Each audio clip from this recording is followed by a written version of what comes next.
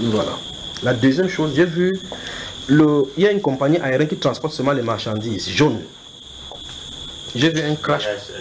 J'ai vu un crash de cette compagnie. C'était terrifiant. C'était terrifiant parce que cette nuit-ci, parce que je me suis réveillé à plusieurs reprises pour prier. À 2 heures, donc dès que je me suis mis à genoux pour prier et que j'ai vu cela, vous savez ce qui est arrivé. Et puis à 5 heures, quand je me lève, je vais prier encore de nouveau avant d'aller laver les enfants pour les amener à l'école, pour les préparer pour l'école. Je me mets à genoux, je suis en train de prier. Ah, pour une première fois, j'ai eu peur de ma vie. La grande peur de ma vie, c'est aujourd'hui, ce matin-ci.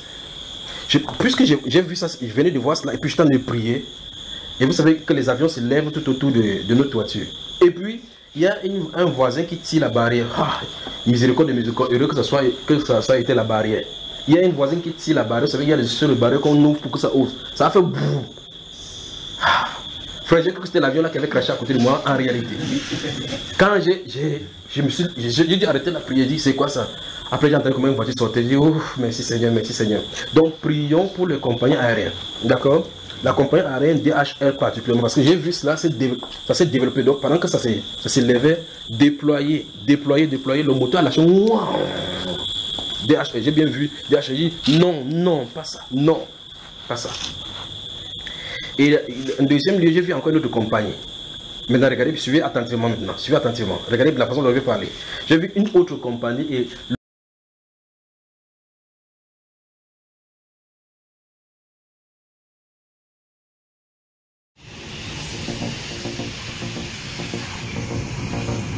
Jeudi, un Boeing 757 de DHL revient se poser en urgence sur l'aéroport de San José, au Costa Rica.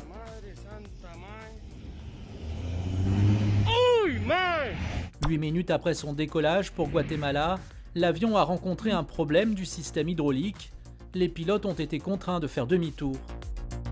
Après avoir été mis en attente une vingtaine de minutes, l'avion est enfin autorisé à se poser. Mais après avoir parcouru près des 3/4 de la piste, l'avion cargo prend le taxiway sur sa droite à une vitesse encore soutenue. L'arrière du fuselage et le train principal glissent en contrebas du taxiway avant de s'immobiliser.